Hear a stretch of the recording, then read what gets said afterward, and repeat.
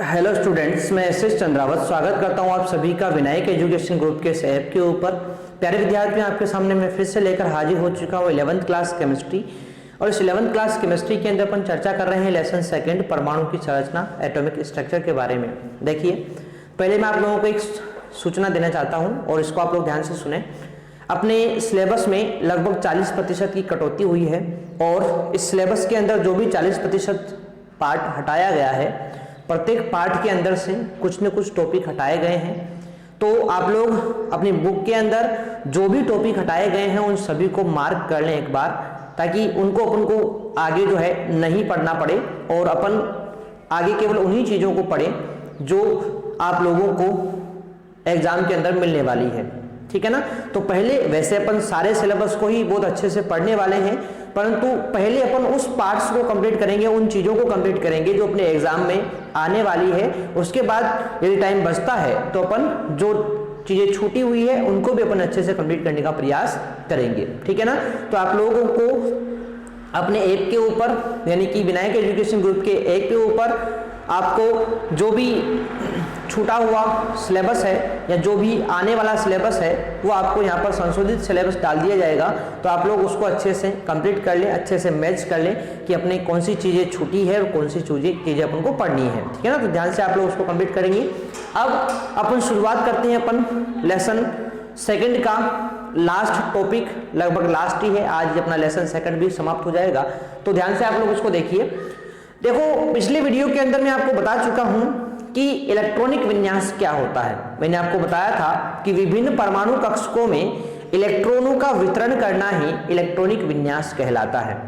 अब इलेक्ट्रॉनों का वितरण करेंगे कैसे, तो इसको बताता है आफबाउ नियम। कौन सा नियम बताता है? आफबाउ नियम इस चीज को बताता है।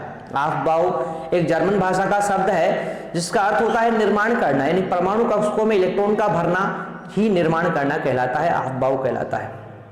अब ये नियम बोलता है कि किसी भी परमाणु कक्षक में इलेक्ट्रॉन जो भरे जाते हैं वो ऊर्जा के बढ़ते क्रम में भरे जाते हैं, यानी कि पहले इलेक्ट्रॉन कम ऊर्जा वाले कक्षकों में भरे जाएंगे, उसके बाद इलेक्ट्रॉन अधिक ऊर्जा वाले कक्षकों में भरे जाते हैं।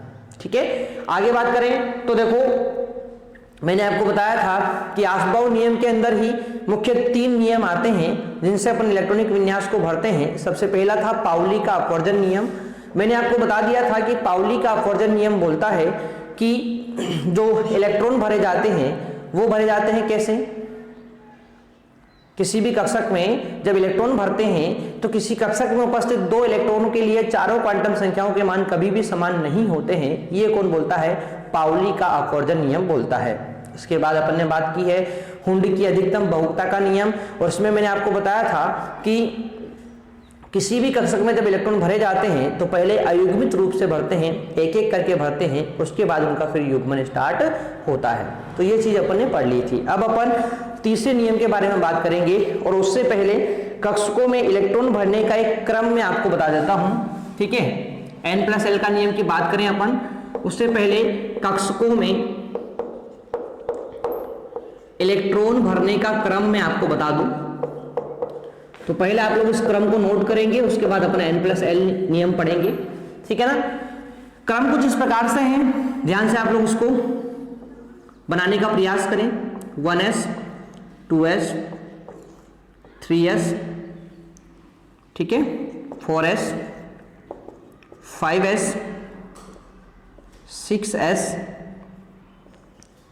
7s। ठीक है।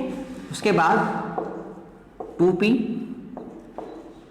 3p 4p 5p 6p। Next बात करें अपन 3d 4d 5d 6d। ठीक है। चलो आगे बढ़ते हैं। अगला है 4f 5f 6f, इस प्रकार से। अब ध्यान से देखो, सबसे पहले इलेक्ट्रॉन भरे जाते हैं किसमें? 1s कक्षक में। सबसे पहले इलेक्ट्रॉन कहाँ भरे जाएंगे? 1s में भरे जाएंगे। अब सुनो, 1s के बाद इलेक्ट्रॉन भरे जाते हैं किसमें भरे जाएंगे? 2s में। 1s के बाद इलेक्ट्रॉन किस में भरे जाएंगे, 2s में भरे जाएंगे। 2s के बाद इलेक्ट्रॉन जो भरे जाएंगे वो भरे जाएंगे किसमें, 2p कक्षक में। 2p के बाद भरेंगे किसमें, 3s में। 3s के बाद इलेक्ट्रॉन भरे जाएंगे किसमें, तो देखो 3s के बाद जो इलेक्ट्रॉन आएंगे वो आएंगे 3p में। 3p के बाद आएंगे 4s में। 4s के बाद बात करें तो 4s के बाद इलेक्ट्रॉन जो भरे जाते हैं वो भरे जाते हैं 3d में। 3d के बाद 4p में। 4p के बाद 5s में। 5s के बाद इलेक्ट्रॉन जो भरे जाते हैं वो भरे जाते हैं किसमें, 4d में। 4d के बाद भरे जाते हैं 5p में। 5p के बाद भरे जाते हैं 6s में। और 6s के बाद जो इलेक्ट्रॉन आएंगे वो आते हैं आपके 4f में। 4f के बाद आते हैं 5d में। 5d के बाद आते हैं 6p में। 6p के बाद आते हैं 7s में। 7s के बाद जो इलेक्ट्रॉन भरे जाते हैं, इसको थोड़ा सा मैं नीचे बना देता हूं, ठीक है। तो इसके बाद इलेक्ट्रॉन भरे जाते हैं किसमें, 4f में, सॉरी 5f में। 5f के बाद आता है अपना 6d। 6d के बाद आगे आ जाएगा अपना 8s। इस प्रकार से आगे ये इलेक्ट्रॉन भरते जाएंगे, ठीक है ना। चलो, तो ये अपना कक्षकों में इलेक्ट्रॉन भरने का क्रम है जो आपको यहाँ पर पता होना चाहिए। और इसी क्रम से इलेक्ट्रॉन अपन भरते हैं। कैसे भरेंगे देखो, तो सबसे पहले 1s में, फिर भरेंगे किसमें, 2s में, फिर भरेंगे किसमें, 2p में, फिर 3s में, फिर भरेंगे 3p में, फिर 4s में। 4s के बाद 3d, 4p, 5s। 5s के बाद कौन आएगा, 4d, 5p, 6s। 6s के बाद 4f, 5d, 6p, 7s। 7s के बाद 5f, 6d, फिर आगे 8s आगे बढ़ता चलेगा, ठीक है ना। तो इस प्रकार से अपन इलेक्ट्रॉन को यहाँ पर भरते हैं। तो ये इलेक्ट्रॉन के भरने का क्रम है जो आपको यहाँ पर समझ में आना चाहिए, ठीक है। चलो, तो ये था अपना इलेक्ट्रॉन के भरने का क्रम। और इसके बाद अपन बात करने वाले हैं इलेक्ट्रॉनिक विन्यास भरने का तीसरा नियम, और वो है n+l का नियम। अब आप लोग यहाँ पर n+l के नियम को समझिए। देखो, n+l का नियम आप लोग यहाँ पर ये तो समझ ही गए होंगे कि n क्या है, मुख्य क्वांटम संख्या, और l क्या है, द्विविंशी क्वांटम संख्या। ध्यान रखें, ये दोनों आप लोगों को पता है। n मुख्य क्वांटम संख्या है, l द्विविंशी क्वांटम संख्या है, ठीक है। अब सुनो, नियम क्या बोलता है कि जिस कक्षक के लिए n+l का मान, जिस कक्षक के लिए n+l का मान कम होता है उसमें इलेक्ट्रॉन पहले भरे जाते हैं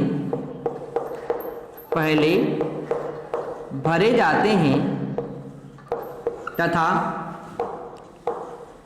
जिसके लिए n+l का मान अधिक होता है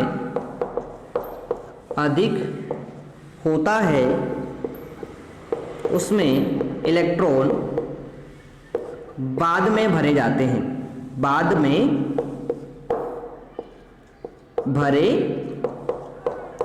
हैं, ठीक है ना, बाद में भरे जाते हैं। अब देखो एग्जाम्पल में आपको बता दूं, जैसे आपको मान लेते हैं यहां पर दिया हुआ है कि एक तो कक्षक है 4s, ठीक है, और एक है कक्षक अपना, एक तो है 4s और एक है अपना कक्षक 4f, ठीक है ना, ये दो कक्षक हैं। अब आपसे पूछा जाए कि इन दोनों में किसमें इलेक्ट्रॉन पहले भरेंगे, पहले 4s में भरें या पहले 4f में भरें। तो देखो, वैसे तो आप लोग इस क्रम के माध्यम से बता सकते हैं,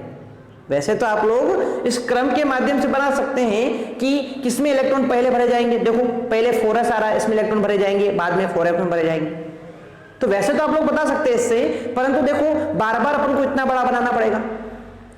तो इतना बड़ा क्रम न बनाकर अपन एक छोटे से नियम की सहायता से पता लगा लेते हैं कि किसमें इलेक्ट्रॉन पहले भरे जाएंगे। तो देखिए 4s और 4f में किसमें इलेक्ट्रॉन पहले भरेंगे इसके बारे में पता लगाना है। तो क्या निकाल लो इसके लिए, n और l के मान निकाल लो। देखो n का मान कितना है यहाँ पर, 4s के लिए n का मान कितना है, 4 है।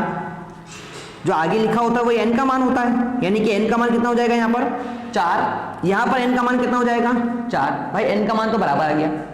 अब l का मान देखो, l का मान यहाँ पर किसे निकालेंगे, s से। आप लोग बताओ s के लिए n का मान कितना बताया था मैंने, 0 बताया था, और f के लिए कितना बताया था, 3 बताया था। ठीक है, अब आपको क्या करना है, n प्लस l का मान निकालना है। तो निकालो भाई, इसके लिए n प्लस l का मान कितना आ रहा है 4, इसके लिए कितना आ रहा है 7। और मैंने नियम में क्या बताया कि जिसके लिए n प्लस l का मान कम होगा उसमें इलेक्ट्रॉन पहले भरे जाते हैं। अब देखो कम किसके लिए है, आपके 4s कक्षक के लिए n प्लस l का मान कम है।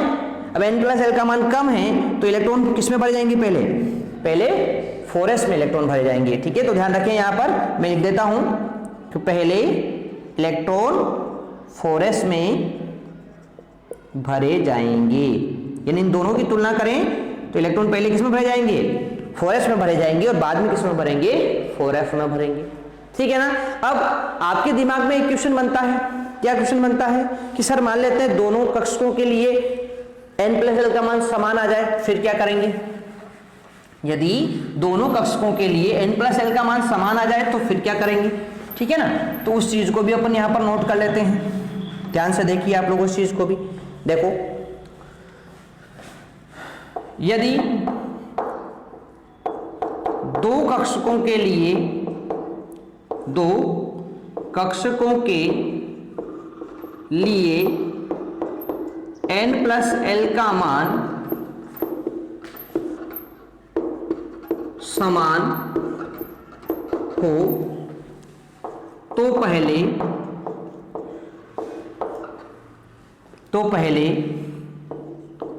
उस कक्षक में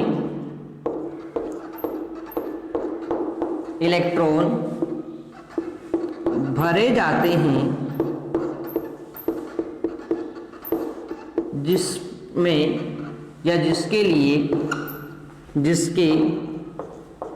लिए n का मान कम हो, इसका मान n का मान कम हो।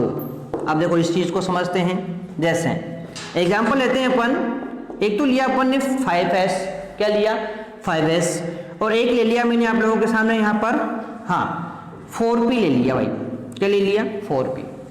अब बताओ इन दोनों में से किसमें इलेक्ट्रॉन पहले भरेंगे, इस चीज का पता लगाना है। तो क्या निकालेंगे भाई, n का मान निकालेंगे पहले। तो बताओ n का मान कितना होगा, इसके लिए 5 होगा, इसके लिए n का मान कितना होगा 4 होगा।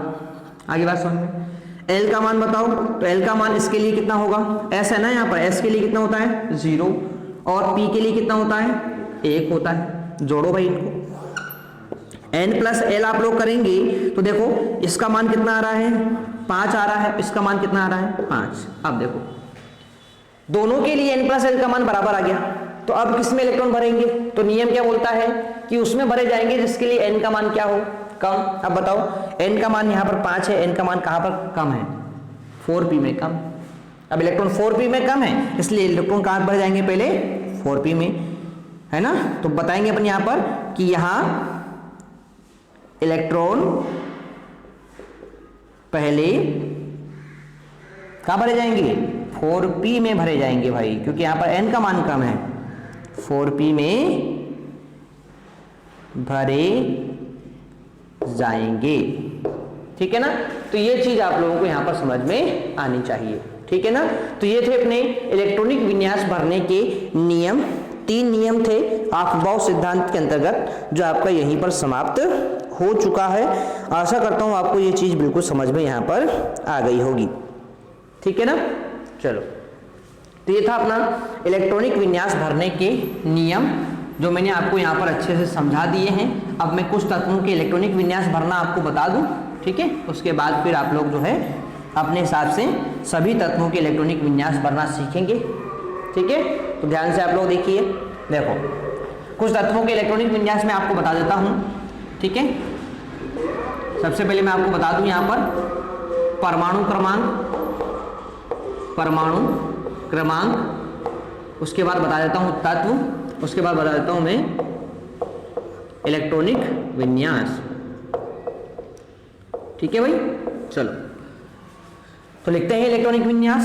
देखो परमाणु क्रमांक 1 से शुरुआत कर देते हैं। तत्व कौन सा 1 पर? हाइड्रोजन। आपको पता है हाइड्रोजन का इलेक्ट्रॉनिक विन्यास क्या होता है? 1s1 होता है। 2 तो तत्व कौन सा होता है? 2 पर हीलियम। हीलियम का इलेक्ट्रॉनिक विन्यास 1s2 होता है। ठीक है, उसके बाद कौन आता है अपना? तीसरा नंबर पर लिथियम।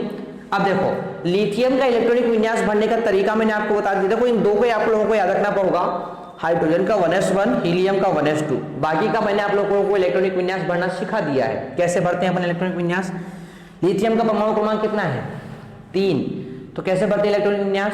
पहले इस 3 से पहले वाली अग्रिगेट देखो कौन सी है? हीलियम। तो क्या लिख देंगे? हीलियम। लिथियम आता है कौन से वर्ग में? पहले वर्ग में आता है। उसके लिए सामान्य इलेक्ट्रॉनिक विन्यास क्या होता है? NS1 होता है। क्या होता है? NS1 होता है। और N क्या होता है यहाँ पर?